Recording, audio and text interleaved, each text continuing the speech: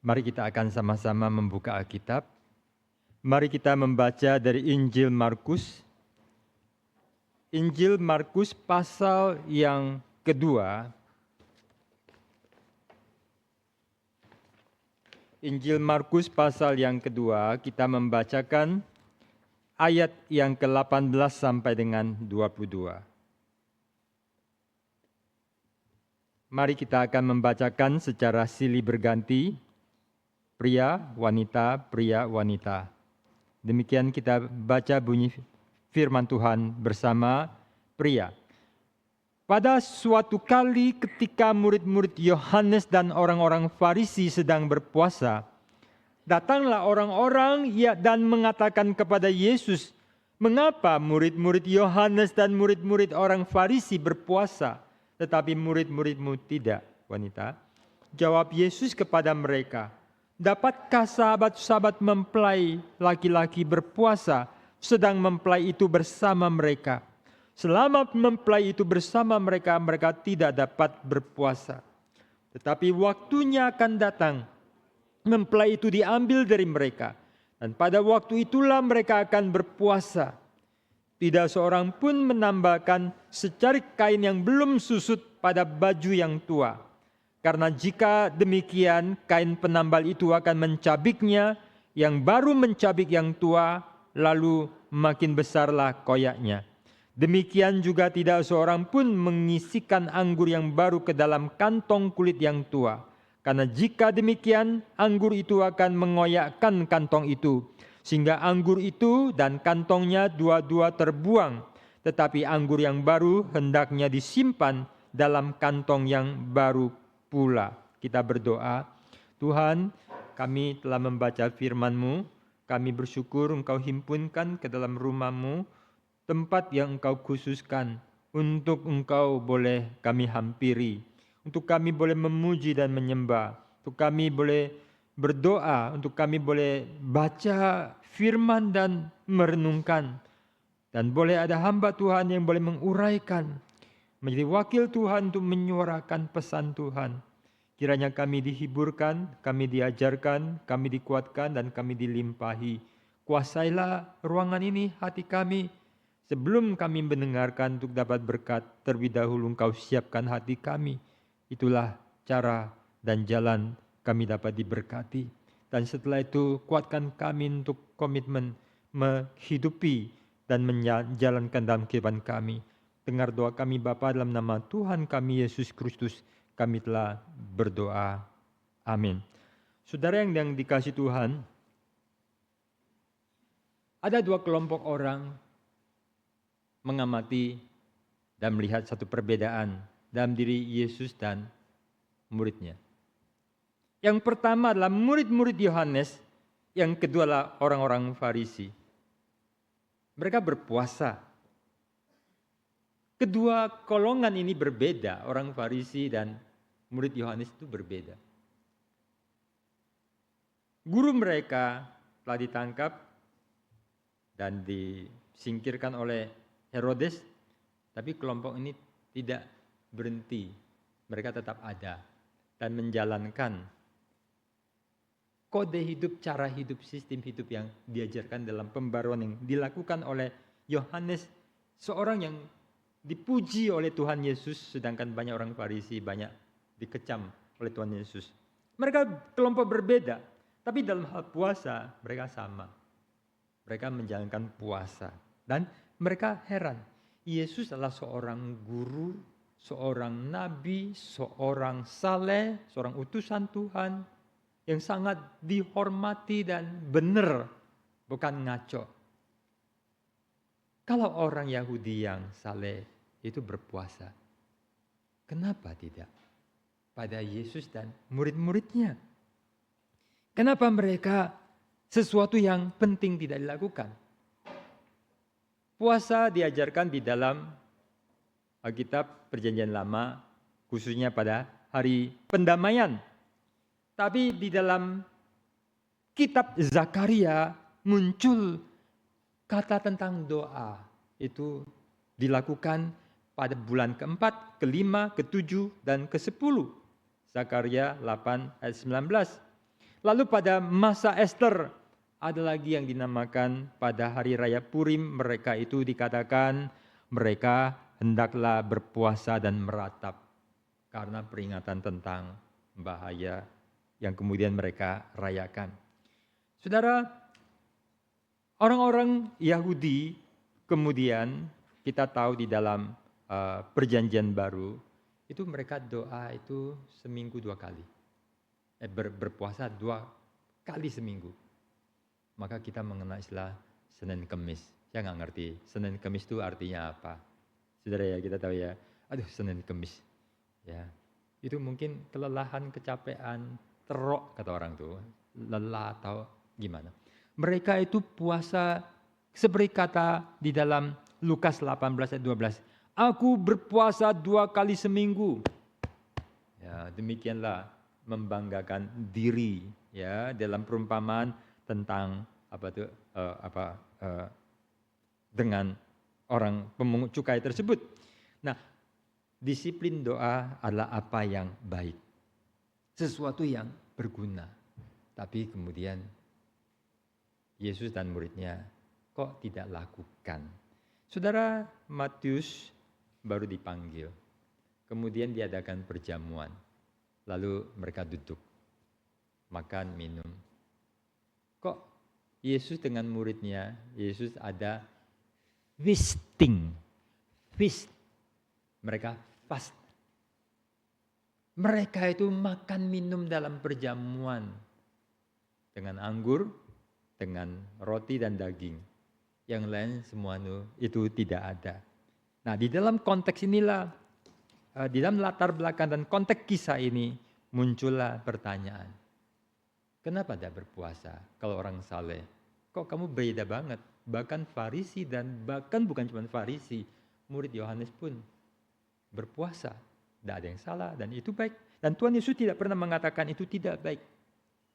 Satu pertanyaan Tuhan Yesus menjawab dengan lengkap. Kadang ketika ada orang bertanya, seringkali saya jawabnya agak kepanjangan.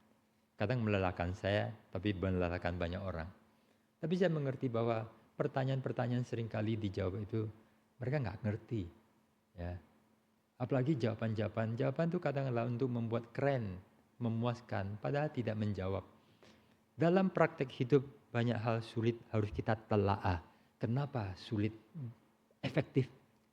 Kita mesti selidiki. Hidup itu kompleks. Orang yang mau mendapatkan jawaban singkat, instan, sesungguhnya bukan pencari kebenaran. Semua hal yang penting itu dicari dengan setengah mati, diteliti. Ada yang berhasil, ada yang bukan berhasil, excellent. Tetapi banyak yang tidak mencapai yang seharusnya, tapi telah dijalankan. Obat-obat yang setelah 20 tahun ternyata banyak masalah. Hal-hal yang dikatakan sebagai solusi, kemudian ditemukan banyak side effect. Tapi itulah hidup manusia, di mana sulit menemukan satu jawaban yang paling tuntas. Tapi kita lihat di sini, mereka tanya satu hal tentang puasa.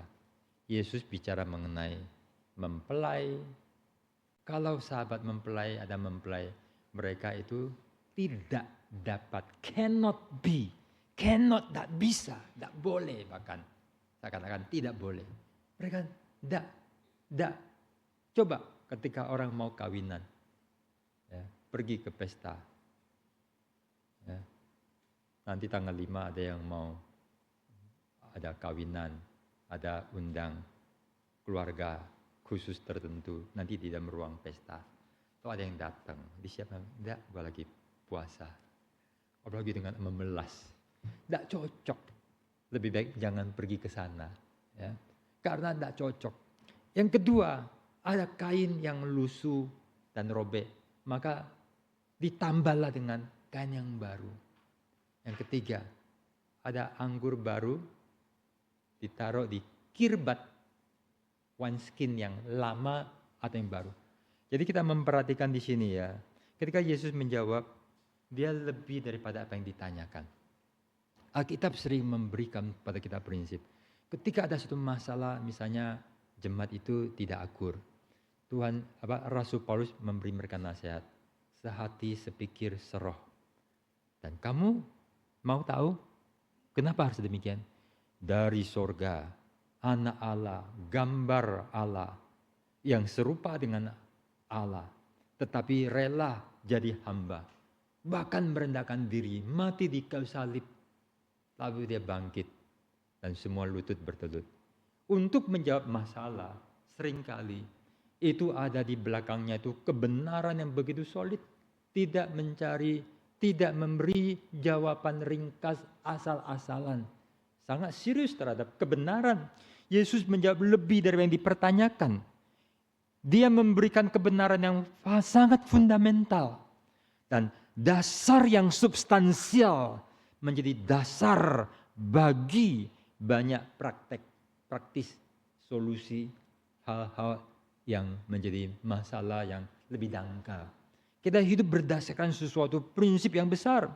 Hidup berdasarkan sesuatu yang sangat kuat yang menopang kita.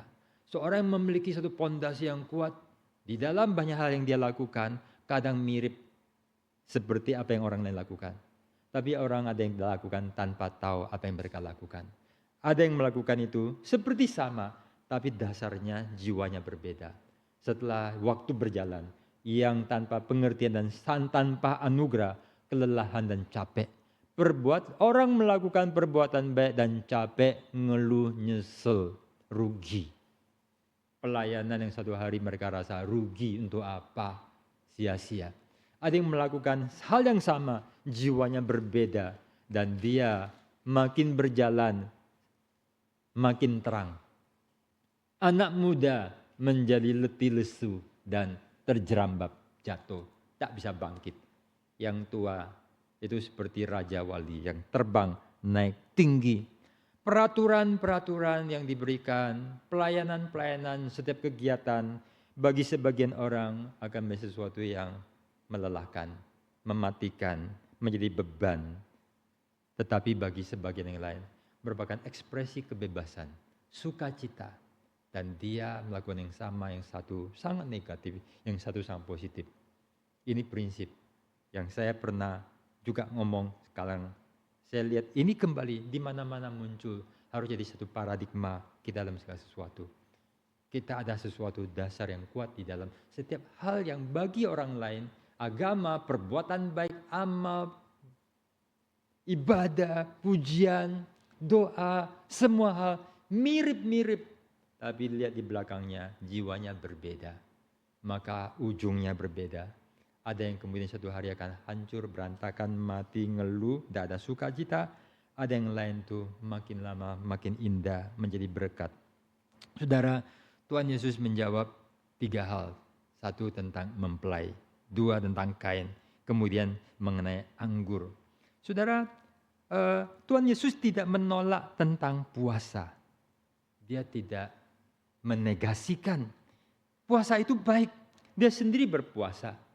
Dia mengatakan murid-muridnya juga akan berpuasa. Tetapi sekarang kondisinya lain. Nah, ini sesuatu yang unik dan berbeda. Ucapan-ucapan Tuhan Yesus hanya cocok didengar dan diamati oleh orang yang seperti orang-orang yang belajar sastra, seniman-seniman yang tidak tergesa-gesa, lihat sekilas nyamber, padahal yang dia samber salah, keliru.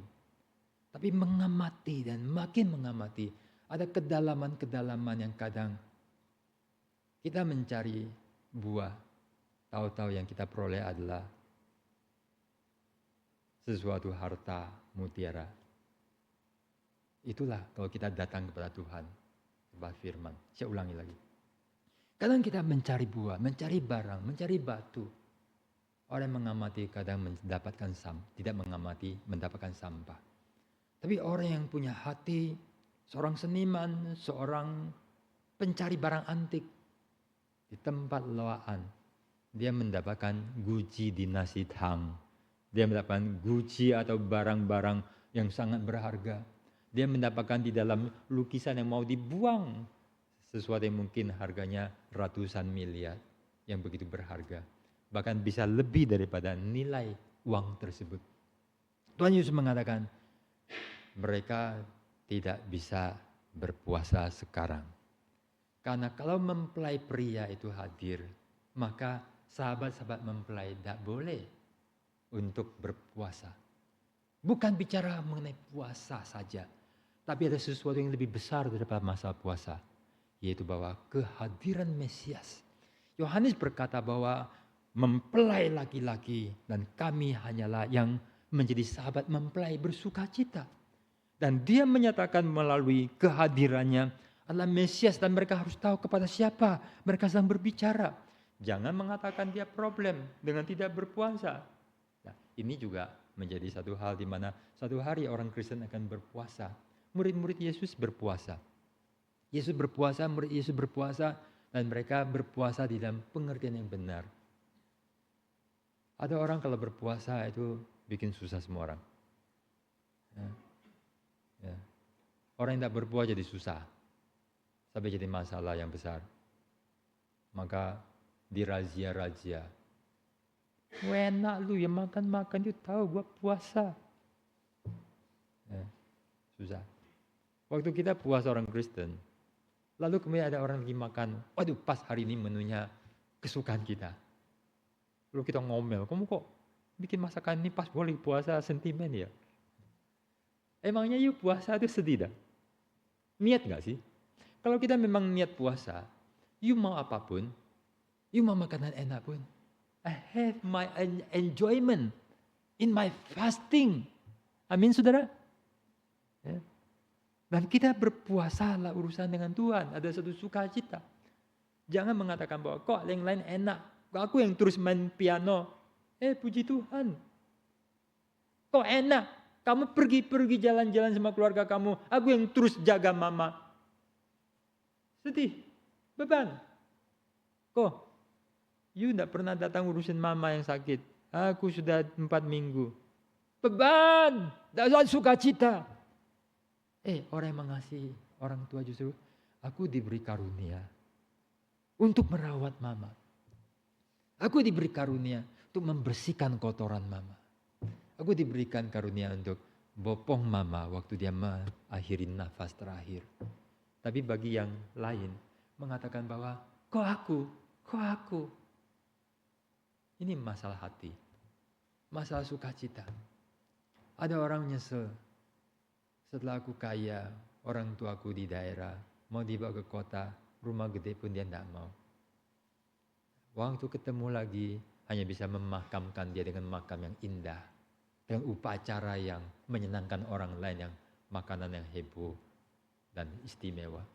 Tapi dia punya kesedihan. Aku punya hutang yang tak pernah bisa saya berikan. Aku disayang dari kecil. Semua itu adalah masalah hati. Sehingga ada yang bisa melakukan dengan sukacita. Tuhan Yesus hadir sebagai mempelai Mesias. You tidak mengerti. You tidak menyambut. You hanya tahu itu menyerang.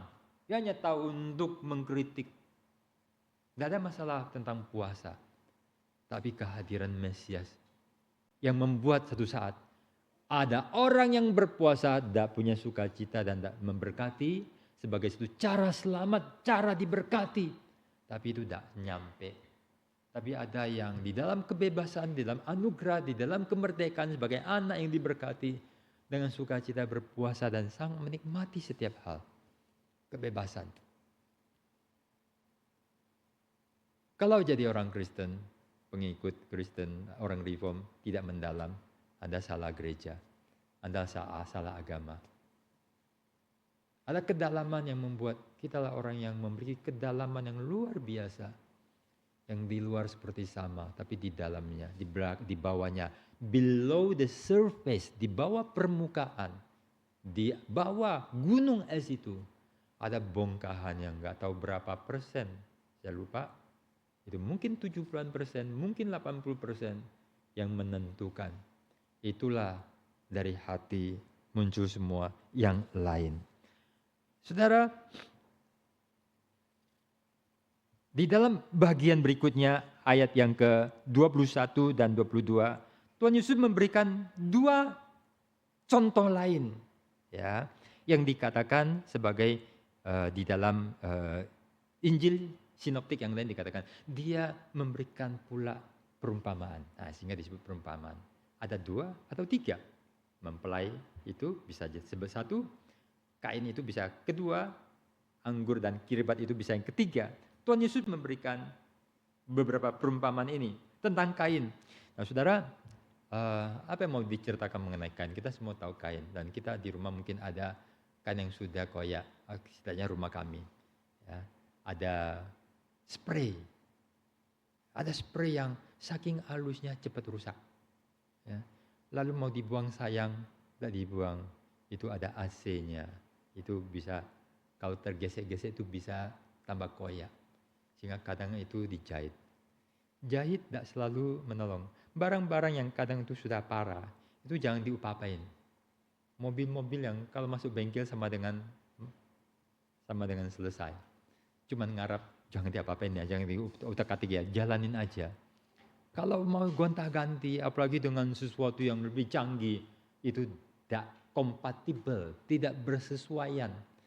Dijahit dengan yang kain yang baru, yang lebih solid, dijahit apa? Kadang tambah besar robeknya.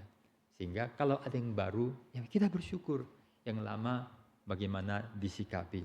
Tapi kita akan lebih menyoroti kepada yang terakhir, anggur. Demikian juga tidak seorang pun mengisikan anggur yang baru ke dalam kantong kulit yang tua. Karena jika demikian anggur itu akan mengoyakkan kantong itu sehingga anggur itu dan kantongnya dua-duanya terbuang. Tetapi anggur yang baru hendaklah disimpan dalam kantong yang baru pula. Kita perlu mesin waktu untuk ke zaman dahulu. Karena kita punya anggur biasanya dalam botol. Terjemahan Alkitab modern di sejumlah itu dikatakan botol, ya, botol wine. Itu kayaknya terjemahan yang bisa mengurangin kita memahami. Karena kalau anggur dimasuk ke dalam botol ya no problem. Yang penting katupnya aja. Buah anggur ketika mau dijadikan anggur wine, minuman, itu dengan yeast, Ragi terjadi fermentasi dan itu biasanya tuh ada gas. Ya. Bisa ngembang. Maka kalau kita taruh misalnya Coca-Cola di atas freezer, ya siap-siap ada yang akan meledak karena memuai. Ya, ini bukan mengembangnya memuai karena udara. Tapi ini terjadi fermentasi yang menyebabkan adanya muai. Nah, dulu kan tidak ada gelas, belum ada pabrik gelas zaman dahulu. Ya, dimasukkan dalam tong apa, atau sebagian dimasukkan ke dalam kirbat yang dibuat dari kulit binatang, kulit kambing. Bagaimana kulit kambing itu diproses, dijahit dengan jahitan yang hebat, ya, lalu kemudian dimasukkan ke dalam. Dan ketika terjadi fermentasi, kulit itu masih ada ruang untuk kembang dan membentuk maksimal yang masih bisa ditoleransi sehingga tidak menjadi pecah. Tapi dikatakan, ya saya membaca, dikatakan bahwa yang sudah ngembang, yang sudah tua, itu elastisitasnya ngembangnya sudah selesai. Dan ketika anggur baru yang difermentasi, itu diproses, dimasukkan ke dalam kantong kulit yang tua, maka ketika gas itu desak, tidak ada ruang untuk ngembang, maka akan desak dan pecah. Jadi kantong yang lama itu akan menjadi ambrol, rusak, dan anggurnya menjadi tercecer. Nah, bagi kita yang pada zaman sekarang tak muteng, opo iki, ya, apa namanya anggur baru, anggur tua, apa sih masalahnya, ya? Dan kita tidak tahu konteksnya. Tapi ternyata di dalam masa lalu adalah seperti demikian. Sehingga bagi pembaca dan pendengar Tuhan Yesus waktu itu sangat clear, ya. Orang tidak akan lakukan taruh sesuatu yang nanti bisa memuai di atas atau di atas freezer yang nanti itu bisa pecah, termasuk gelas-gelas beling kaca itu bisa pecah kalau tidak hati-hati, sehingga itu bisa menyebabkan kerugian, problem, repot, hilangnya barang, karena kita tidak memiliki pengetahuan seperti demikian. Jadi bagi orang zaman dahulu, itulah sesuatu yang cannot be done. Dan yang akan lakukan itu hanyalah orang yang ngeyel. Orang normal tidak akan melakukan hal tersebut. Apa prinsipnya? Di dalam jawaban Tuhan Yesus tersebut, ketika bicara mengenai puasa, dia bawa ke sesuatu yang sangat mendalam, sekaligus bicara tentang sesuatu yang spesial tentang dirinya. Dia bicara mengenai mempelai. Dan mempelai bagi Yohanes adalah Mesias. Dialah sang Mesias itu yang dijanjikan. Dan Mesias itu adalah pembawa hadirnya covenant baru, perjanjian baru. Dan ini sesuatu yang baru yang tidak ada sebelumnya. Mulai Musa dan seluruh perjanjian lama, datanglah Taurat dengan sistem lakukanlah dan kamu akan hidup. Tapi dengan kedatangan Mesias, sesuatu yang baru telah datang. Covenant baru, perjanjian baru dengan anugerah yang bekerja dengan sistem struktur nilai yang berbeda. Dan melalui kehadiran Yesus, perjanjian baru telah datang sebagai menggenapi, bukan memperbaiki, merenovasi dengan kontur struktur lama, dibaik-baikin, dipoles-poles saja, menambal-nambal kecil. Tapi sesuatu yang baru ini adalah punya sesuatu anugerah dan kekuatan yang lain bekerjanya yang tidak bisa dikonten oleh sistem lama. Oleh karena itu, perlu sesuatu struktur baru untuk mengisinya dan menjalankannya. Nah, inilah sesuatu hal yang sangat penting. Itu bahwa bukan hanya sekedar dia datang sebagai seorang tukang reparasi yang ada kalanya diminta bantuan waktu kita butuh, dan waktu tidak butuh dia tinggal pergi. Perjanjian baru datang dengan satu anugerah yang memberi kepada manusia hati yang baru, ciptaan baru, jiwa yang baru, prinsip yang baru, hidup dalam anugerah. Di mana anugerah Allah bekerja, Roh Kudus yang bekerja, bukan dengan apa yang aku lakukan untuk mencapai keselamatan, tapi anugerah Allah yang bekerja dalam diri kita, yang menyebabkan setelah itu kita hidup menurut sistem baru, sistem anugerah, sistem Injil. Ada orang yang setelah jadi Kristen, dia tetap dengan tradisi-tradisi. Semua tradisi harus dikaji. Jikalau tidak, maka itu seperti anggur baru yang punya dinamis, punya sistem yang baru memberikan keselamatan yang tidak dapat dicapai dengan aku sembahyang, aku berbuat baik, yang semua itu gagal. Lalu dengan sistem yang baru, pakai struktur lama, tradisi, maka kita mengkerdilkan Yesus. Yesus dalam tradisi-tradisi dicampur aduk dengan kepercayaan-kepercayaan. Maka ini adalah sesuatu yang merusak. Orang Kristen demikian tidak bisa jadi Kristen. Dia tidak bisa untuk mengalami bagaimana kuasa dan anugerah Allah, tetapi mengkonten Allah yang besar di dalam wadah yang kecil, di dalam tradisi, di dalam habit, di dalam kebiasaan, di dalam cara-cara yang tidak benar. Kalau Allah yang benar sungguh hadir, pasti diobrak-abrik. Dan kalau bukan Allah yang sejati, maka dia menemukan Allah palsu. Dan maka banyak orang Kristen demikian hidup dalam kelemahan, ketidakberdayaan, kekacauan. Ini tidak bisa. Maka karena itulah Yesus mengatakan tidak bisa di dalam apa yang baru dengan kuasa dinamisnya, perjanjian baru dengan Injilnya, hidup barunya, anugerahnya yang mempunyai cara kerja berbeda, di konten di dalam satu struktur prinsip lama. Maka ketika menjadi seorang Kristen, kita itu dibongkar sama sekali menjadi baru. Semua sistem, semua pikiran, semua ideologi, semua konsep keselamatan itu dibongkar. Tuhan Yesus adalah Tuhan atas semesta yang berdaulat, yang berkuasa. dalam Mesias. Tidak ada yang seperti dia. Tidak ada pendiri agama seperti dia. Tidak ada Allah yang seperti dia. Tidak ada sistem agama seperti dia. Dan kita harus menyadari ini. Dan dia mau datang. Dan siapa yang menerimanya harus rela untuk dibongkar. Dan menerima dia sebagai Tuhan. The Lord of all. Or the Lord. Or not at all. Dia memang Allah Tuhan atas segala-galanya yang berdaulat. Atau dia mengatakan, tidak. You tidak mengakui sebagai Tuhan yang berdaulat. Tidak ada seorang suami yang atau istri yang mau dipersunting. Kalau tidak diterima sebagai pasangan satu-satunya. Tapi sebagai yang ke-10. Sebagai selir yang ke-11. Tapi mau diperlakukan sebagai yang sehati, sehidup, semati. Tetapi dia bercabang. Terima Tuhan Yesuslah, terima dia sebagai the Lord at all. Atau not at all. The Lord of all. Atas segala-galanya. Saudara, sesuatu yang baru bukanlah tambalan. Dan ini bukanlah sinkretisme. Ciptaan baru, hati yang baru, sistem yang baru. Hidup dalam anugerah.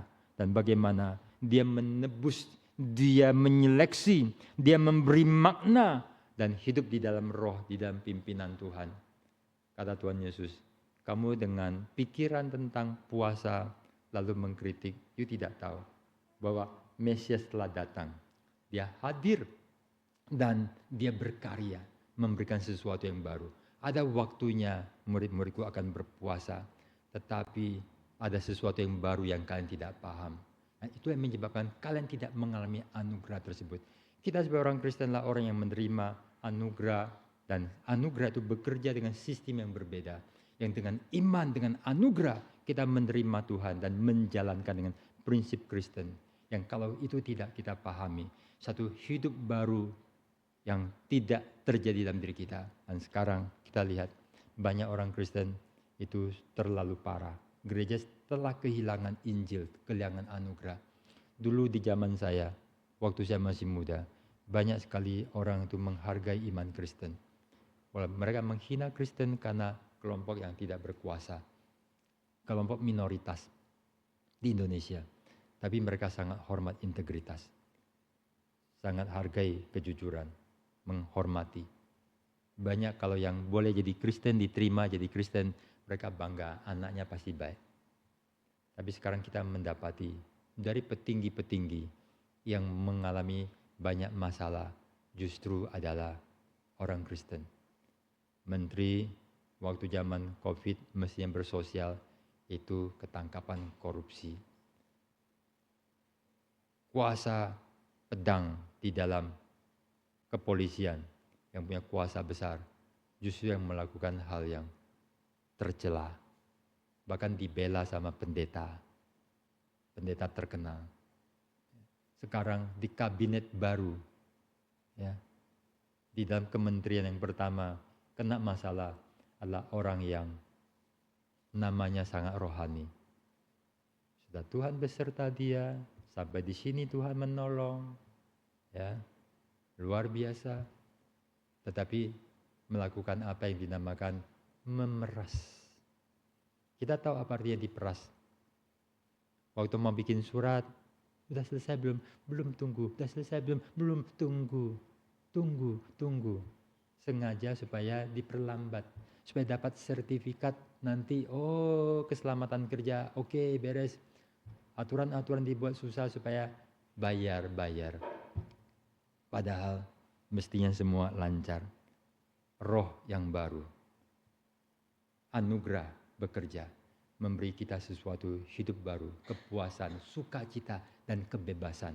Dan itu dengan sistem lama, perbuatan-perbuatan baik yang mestinya kalau orang lain lakukan kelihatan baik, tapi mungkin tidak punya jiwa untuk hidup yang benar.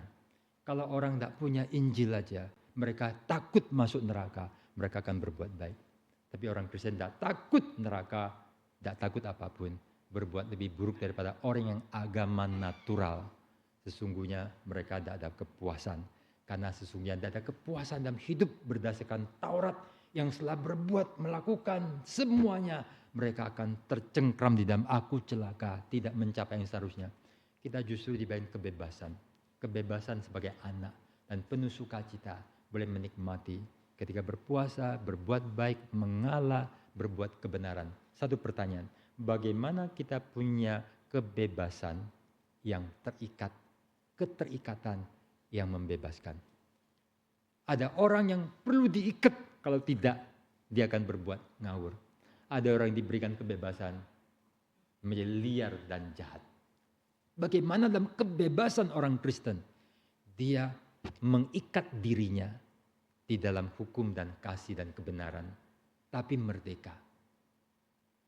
Adalah mereka yang telah menerima anugerah dari Tuhan, sehingga mereka berkata seperti Paulus, bagi kami tidak bisa berbuat apa-apa melawan kebenaran, karena jiwanya telah diikat oleh kasih Tuhan, oleh anugerah Tuhan, oleh satu hukum hidup baru, sehingga mereka hidup adalah satu perayaan, menikmati hidup di dalam kebenaran. Kiranya Tuhan memberkati kita. Mari